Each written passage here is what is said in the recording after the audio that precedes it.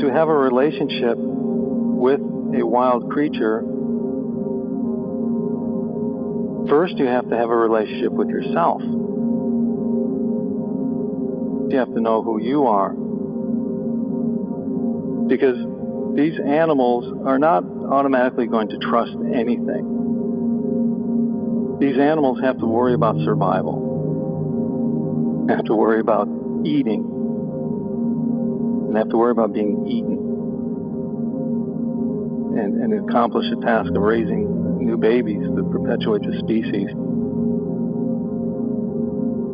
I was up in Yosemite National Park, and I just walked off the trail about 20 foot, sat on this log, and went into a meditative zero space.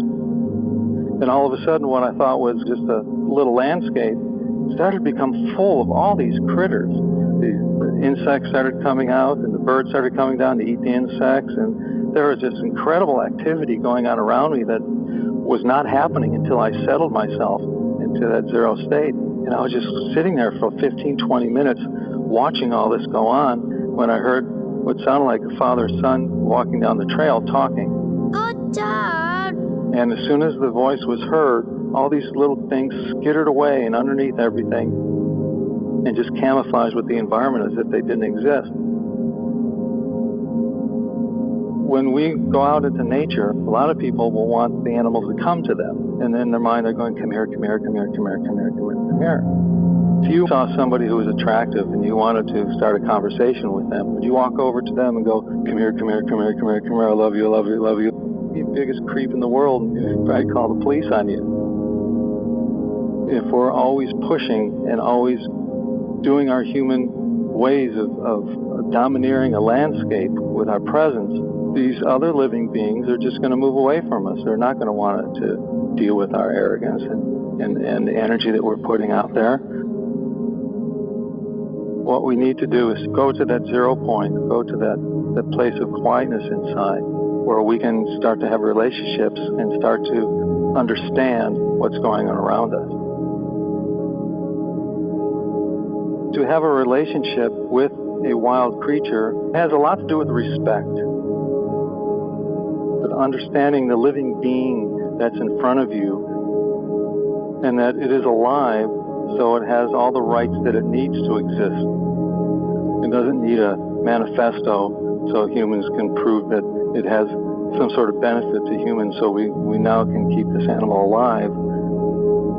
But these animals are extremely aware and conscious beings for what they have to do in this world.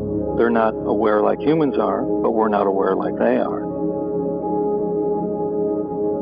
When they look out of their eyes, they don't see what we see. And some of them see ultraviolet light. Some of them can see very clearly at hundreds of yards, can read a newspaper. Some of them can't see more than a foot away from their head. Some of them see colors. Some of them don't see colors. When they listen with their ears, what they hear is not the same as we hear. When they taste, the taste buds are different. When they smell, some of them can smell hundreds of times better than we can. Some of them can hardly smell at all.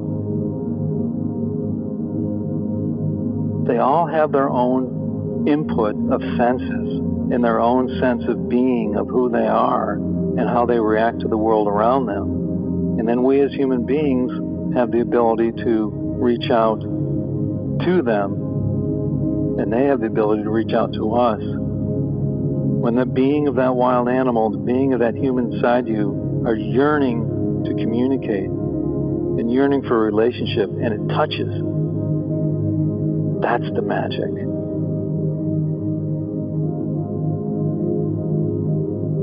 With my wolf, she really helped me with the meditative mindfulness practice, because if I was in this wolf's enclosure and I started to think about something else, immediately, within seconds, that wolf knew I was not 100% with her, and she would lift up her lip and start growling at me, telling me, you are here with me now, you be here.